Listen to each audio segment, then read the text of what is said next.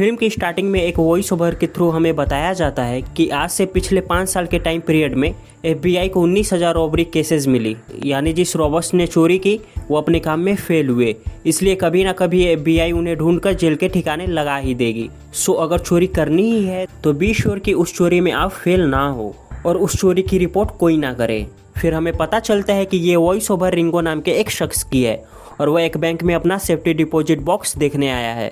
तब रिंगो बताता है कि सेफ्टी डिपॉजिट बॉक्स में एक सेफ जैसी सिक्योरिटी नहीं होती, बिकॉज सेफ्टी बॉक्स में जो भी चीज़ें रहती है उनका किसी भी तरह का रिकॉर्ड नहीं रहता और अगर उनमें से कोई सामान चोरी भी हो जाए तो बैंक और गवर्नमेंट को कुछ भी पता नहीं चलेगा, क्योंकि उनके पास तो इसका रिकॉर्ड ही नहीं होता। फिर रिंगो अपनी सेफ्टी बॉक्स से एक टूल निकालता है जिसकी मदद से वो बाकी के सारे बॉक्सेस को खोलकर उनका कीमती सामान अपने बॉक्स में रख लेता है। साथ ही वो बताता है कि मैं हमेशा करप्ट और क्रिमिनल लोगों का ही पैसा चुराता हूँ, क्योंकि इनोसेंट्स पीपल को हर्ट करना मुझे पसंद नहीं है। इसके बाद रिंगो ये काम खत्म करके यहाँ से निकल जाता है और बाद में जब सेफ्टी डिपॉजिट बॉक्स के रियल ओनर्स अपने बॉक्स को चेक करते हैं तब वो खाली सेफ्टी बॉक्सेस को देखकर सन्न रह जाते हैं। फिर वो बैंक मैनेजर को इसके बारे में बताते हैं। तब वो उन्हें सेफ्टी बॉक्सेस की बैंक पॉलिसी दिखाकर कहता है कि आपकी चीज़ें सेफ्टी बॉक्स में इंश्योर्ड नहीं है, क्योंकि आप सब खुद ही इन चीज़ों का रिकॉर्ड रखना नहीं चाहते। फिर हम मूवी के सेकेंड कैरेक्टर जॉन नाम के एक लड़के को देखते हैं।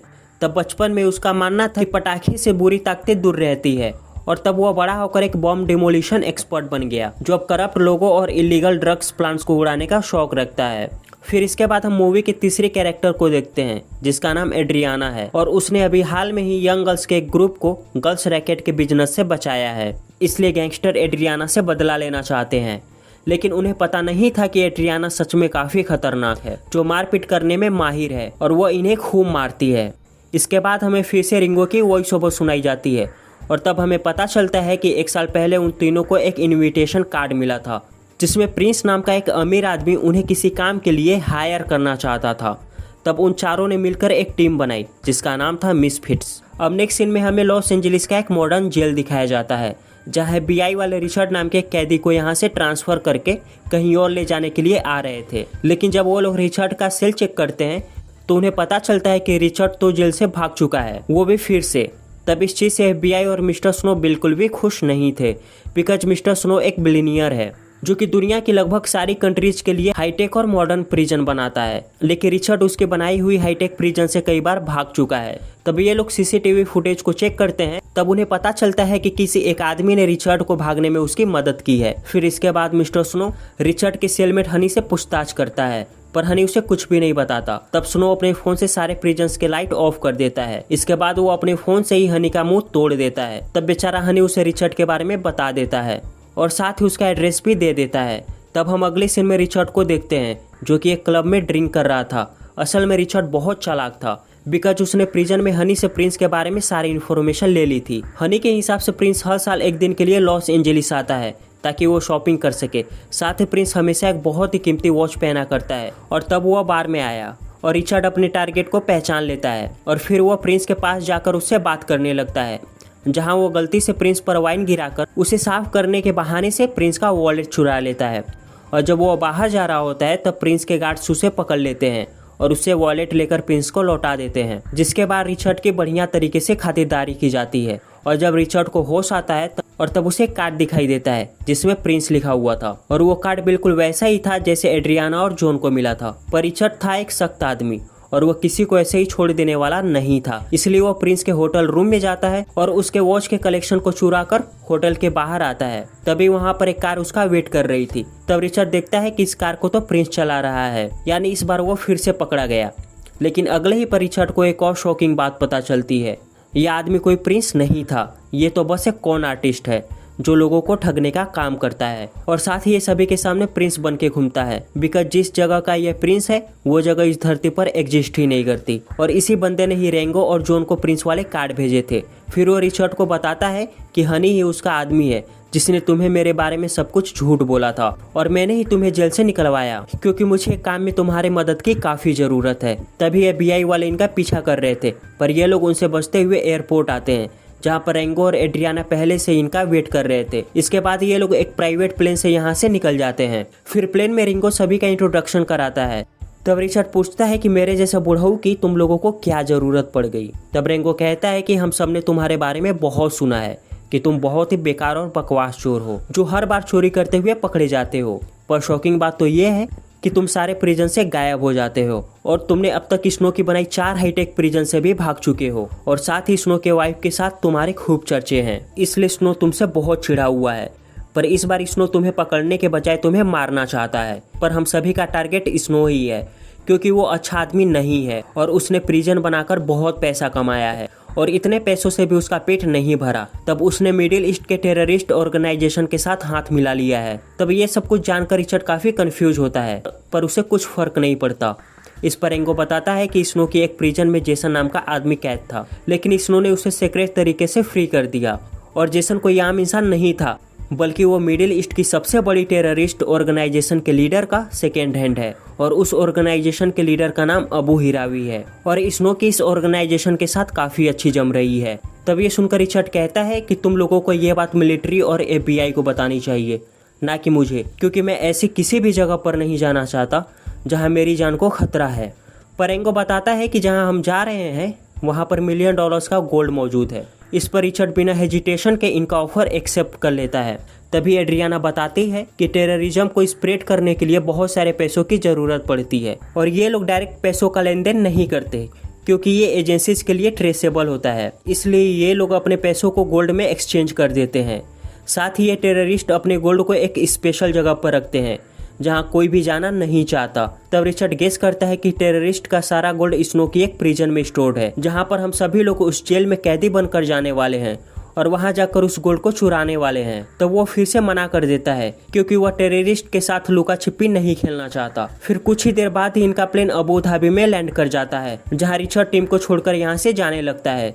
तभी रेंगो बोलता है कि स्नो और उसके आदमी तुम्हें मारने जरूर आएंगे, तो अगर तुम्हारा मूड चेंज हो जाए तो हमें कॉल कर लेना जिससे हम तुम्हारे फ्यूनरल में पहुंच जाएं। इसके बाद रिचर्ड एक सुपर टैक्सी लेकर यहाँ से निकल जाता है क्योंकि वो दुबई में जाकर काफी मौज मस्ती करने के साथ साथ किसी रिच बंदे को लूट सके। तब रिचर्ड एक होटल में पहुंचकर जल्दी ही लोगों में घुल मिल जाता है जहाँ उसकी नजर एक आदमी के एक्सपेंसिव वॉच पर पड़ती है। फिर ये अपनी यूजुअल ट्रिक से इस आदमी का वॉलेट चुरा लेता है और जब वो यहाँ से निकल रहा था तभी रिचर्ड एक खूबसूरत लड़की से टकरा जाता है। तब रिचर्ड अपना पॉकेट चेक करता है। तब वो देखता है कि उसके पॉकेट में चुराए हुए वॉलेट के बजाय एक लेडीज पर्स मौजूद है। तब रिचर्ड उस लड़की का पीछा करता है जो रिचर्ड की ही तरह उस रिच आदमी को बेवकूफ बना रही थी, पर वहां आकर रिचर्ड उसके ट्रिक को इंटरप्ट कर देता है। फिर बाद में हमें पता चलता है कि इस लड़की का नाम शिया है और वह रिचर्ड की बेटी है। वो अपने पिता की तरह नहीं है और वो दुबई में रहकर मिडिल ईस्ट के गरीब बच्चों के कल्याण के लिए एक संस्था चलाती है। साथ ही ये दोनों कई साल बाद मिले हैं, पर रिचर्ड हमेशा शिया के टच में रहता था। तब बाप बेटे एक दूसरे को देखकर काफी खुश हैं। नेक्स्ट सीन में रिचर्ड टीम के पास जाता है और कहता है कि मैं तुम लोगों के साथ काम करने के लिए तैयार तो हूँ, लेकिन मुझे चोरी का 50% हिस्सा चाहिए। पर एड्रियाना कहती है कि यह तो इम्पॉसिबल है क्योंकि हम चोरी किए गए पैसों को गरीबों में बांट देते हैं ताकि वो अपनी प्रॉब्लम्स को दूर कर सके। पर यह सब सुनकर रिचर्ड जोर जोर से हंसने लगता है और एक बार फिर से वो उन लोगों के साथ काम करने के लिए इनकार कर देता है। साथ ही कहता है कि मैं कोई संत नहीं हूँ जो लोगों की भलाई करता फिरूं, मैं चोरियां भी करता हूं तो सिर्फ अपने लिए। और वैसे भी तुम लोगों को तो ये भी पता नहीं है कि जो इन्फॉर्मेशन तुमने अभी तक कलेक्ट की है वो जेन्युइन भी है या नहीं। लेकिन तभी यहाँ पर शिया आती है जो रिचर्ड को बताती है कि ये सारी इन्फॉर्मेशन उसने ही इन लोगों को दी है। तब रिचर्ड शॉक था। फिर कहता है कि तुम इन टेररिस्ट के चक्कर में क्यों पड़ रही हो, तुम लोग ये सारी बातें अथॉरिटी को क्यों नहीं बताते, वो लोग स्नो के खिलाफ तगड़ा एक्शन लेंगे। जिस पर एड्रियाना कहती है कि ये सारी चीज़ें हमने ऑलरेडी ट्राई कर रखी है, पर अथॉरिटी को हमारी बातों पे भरोसा नहीं है बिकॉज उन लोगों को स्नो ने पहले से ही खरीद लिया है। तब रिचर्ड अपनी बेटी के इंसिस्ट करने पर वो मिसफिट्स का पार्ट बन जाता है। साथ ही वो टीम के साथ रॉबरी प्लान बनाता है। तब वो कहता है कि सबसे पहले उसे प्रिजन का ब्लूप्रिंट चाहिए होगा।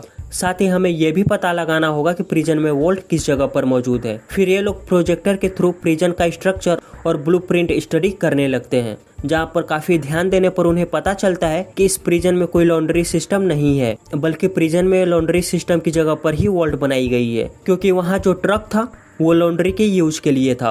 परीक्षा ट्रक को देखकर समझ जाता है कि यह ट्रक एक दिखावा है और इसी ट्रक के जरिए ही वॉल्ट में गोल्ड को ट्रांसफर किया जाता है। अगले सीन में वो उस सिटी के लिए निकल जाते हैं जहाँ पर वो प्रिजन था। तब वो वहाँ जाने के लिए ऊँटों का सहारा लेते हैं, साथ ही उनका गेटअप भी शेखो जैसा था। नेक्स्ट सीन में ये लोग उस सिटी तक पहुँच जाते हैं जहाँ से ये लोग अलग अलग हो जाते हैं ताकि इन पर किसी को शक ना हो, और ये लोग अलग अलग होटल में स्टे करते हैं। नेक्स्ट सीन में ये लोग अपने सीक्रेट बेस में इकट्ठा हो जाते हैं जहाँ रिचर्ड कहता है कि गोल्ड काफी भारी होता है, इसलिए अगर हम गोल्ड चुरा ले तो उसे लेकर भागने के लिए हमें कोई व्हीकल चाहिए होगा, और अगर किसी तरह हम गोल्ड लेकर भागने में कामयाब हो जाते हैं तो हमें इस कंट्री से बाहर निकलने के लिए कोई भारी और फास्टेस्ट व्हीकल चाहिए होगा, क्योंकि हम लोग ऊँटों से गोल्ड को नहीं ले जा सकते।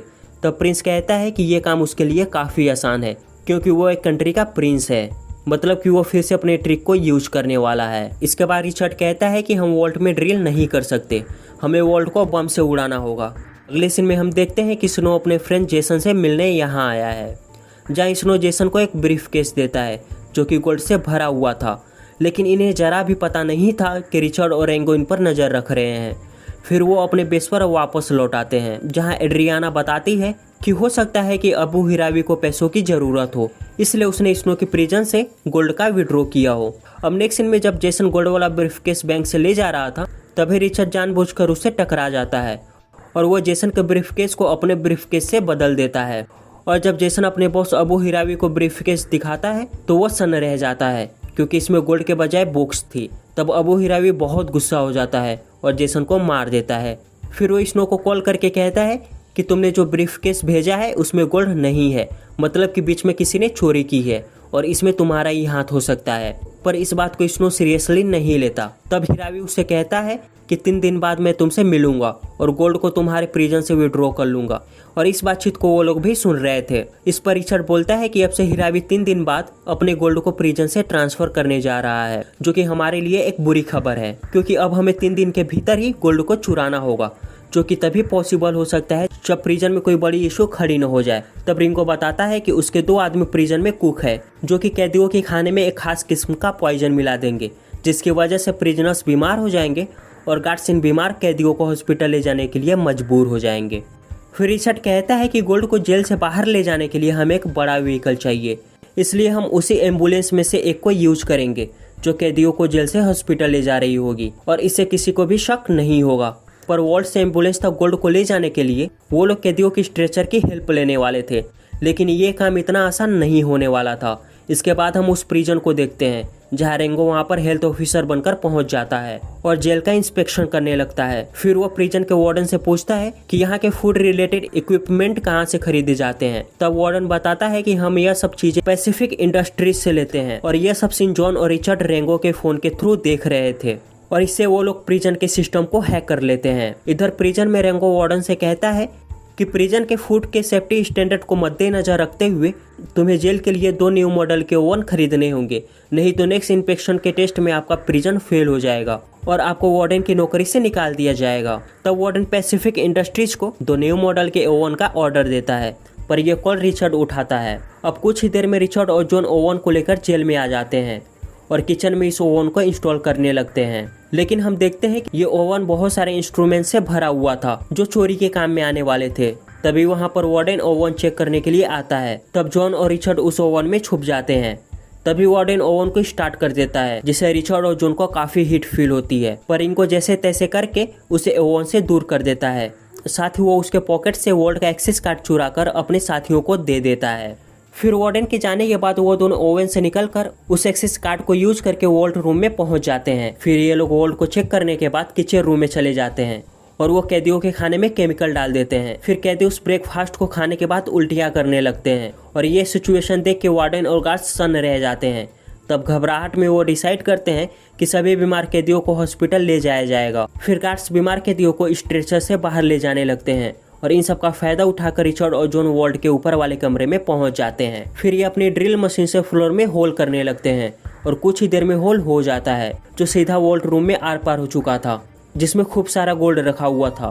फिर ये लोग एक गैस सिलेंडर से पाइप को कनेक्ट करके उस होल के थ्रू वॉल्ट में गैस ट्रांसफर करने लगते हैं। जब सिलेंडर पूरा खाली हो जाता है तब जॉन एक माचिस की तीली को वॉल्ट के अंदर डाल देता है। तभी वॉल्ट में एक जोरदार धमाका होता है, लेकिन इस धमाके पर कोई ध्यान नहीं देता क्योंकि इसी समय बैंक के बाहर भी एक ब्लास्ट किया गया था ताकि वो वॉल्ट के ब्लास्ट के वॉइस को कवर कर सके। फिर जॉन वॉल्ट में जाकर सीसीटीवी कैमरा को फ्रीज कर देता है ताकि उनकी चोरी के बारे में किसी को भी पता न चले। इधर दूसरी तरफ इतने सारे अनरियल इंसिडेंट को एक साथ देखकर स्नो को शक हो जाता है और जब वो वॉल्ट में पहुंचता है तो वो यह देखकर सन्न रह जाता है कि वॉल्ट पूरा खाली है और यहाँ पे ना ही गोल्ड है और ना ही उसे चुराने वाले, क्योंकि वो लोग अब तक यहाँ से रफू चक्कर हो चुके थे। तब स्नो जल्दी से पूरे प्रिजन को सील करने का ऑर्डर देता है और जब वो गैलरी से बाहर जा रहा था तभी उसके सामने से रिचर्ड और जॉन स्ट्रेचर ले जा रहे थे, पर तभी ये गोल्ड बार स्ट्रेचर से नीचे गिर जाता है जिसे स्नो देख लेता है। तब उसे समझ में आ जाता है कि रॉबर्स स्ट्रेचर्स के थ्रू गोल्ड को बाहर ले जा रहे हैं, लेकिन वो कुछ कर पाता उससे पहले रिचर्ड और जॉन प्रिजन से बाहर जा चुके थे। इधर स्नो काफी ज्यादा घबराया हुआ था। तभी स्नो को उसके आदमी का कॉल आता है जो उसे बताता है कि हमने रिचर्ड की बेटी को ढूंढकर उसे बंदी बना लिया है। तब ये सुनकर स्नो की जान में जान आती है। दूसरी तरफ पुलिस वाले एम्बुलेंस और स्ट्रेचर को चेक करने लगते हैं, पर इन्हें यहाँ पर कोई गोल्ड नहीं मिलता। तभी यह जानकर स्नो शॉक था। तभी उसके सामने से एक रेड कार गुजरती है जिसे देखकर स्नो को उस पर शक होता है। तब वो इस गाड़ी का पीछा करने लगता है और हाँ, उसका शक सही था और इस गाड़ी को प्रिंस चला रहा था, जो अपनी गाड़ी को रोड से उतारकर सैंड पर चलाने लगता है क्योंकि उसकी गाड़ी ऑफ रोडिंग के लिए ही बनी हुई थी। तभी स्नो के भी आदमी वहाँ पर अपनी गाड़ियाँ लेकर आ जाते हैं और प्रिंस की गाड़ी का पीछा करने लगते हैं, पर किसी तरह वो उनसे बचते हुए अपनी प्राइवेट प्लेन तक पहुँच जाता है। पर स्नो और उसके आदमी भी वहाँ पर आ चुके थे और तब वो प्रिंस के गाड़ी को चेक करते हैं, पर शॉकिंग बात तो ये थी कि इस गाड़ी में गोल्ड था ही नहीं। तब ये देखकर स्नो काफ़ी शॉक हो जाता है। तभी हम फ्लैशबैक में देखते हैं कि रॉबर्ट्स गोल्ड को प्रिजन से बाहर ले ही नहीं गए, बल्कि उन्होंने गोल्ड को मेल्ट करके एक ईगल स्टैचू बना दिया था और फिर उस स्टैचू को पेंट करके प्रिजन से बाहर ले गए। वार्डन चेक तो करता है पर उसे जरा भी शक नहीं होता क्योंकि वो तो गोल्ड को ढूंढ रहे थे, पर ये स्टैचू था। इधर स्नो बहुत गुस्सा था और वो प्रिंस और टीम के ऊपर गन पॉइंट कर देता है, लेकिन तभी कुछ गार्ड्स यहाँ आकर स्नो को घेर लेते हैं क्योंकि ये गार्ड्स प्रिंस ने हायर किए थे बिकॉज वो एक रियल प्रिंस होने का नाटक कर रहा था। अब स्नो को कुछ समझ नहीं आ रहा था, तो वो अपने आदमियों को कॉल करके रिचर्ड की बेटी को खत्म करने के लिए कहता है और जब उसके आदमी उसे मारने वाले थे तब हमें पता चलता है कि ये शिया नहीं बल्कि एड्रियाना है और फिर वो स्नो के सारे आदमियों का काम तमाम कर देती है क्योंकि वो इसी चीज में माहिर थी। इधर अबू हिरावी वहाँ पर पहुँच जाता है और स्नो को ठिकाने लगा देता है। तभी मौका देकर प्रिंस और टीम वहाँ से निकल लेते हैं। अब सभी लोग रॉबरी को अंजाम देने के बाद एक जगह पर मिलते हैं, लेकिन तभी कहानी में एक ट्विस्ट आता है। जिस वैन में वो गोल्ड स्टैचू होनी चाहिए थी, लेकिन वहाँ पर उसके जगह पर एक फेक स्टैचू था और साथ ही रिचर्ड का कोई अता पता भी नहीं था। तब सभी को लगता है कि रिचर्ड अकेले ही सारा गोल्ड लेकर भाग गया है और यहाँ शिया काफ़ी इमोशनल थी क्योंकि उसने अपने पिता से ये एक्सपेक्ट नहीं किया था। तभी उनके पीछे से एक वेयर हाउस का डोर ओपन होता है जहाँ पर रिचर्ड और गोल्डन ईगल दोनों मौजूद थे।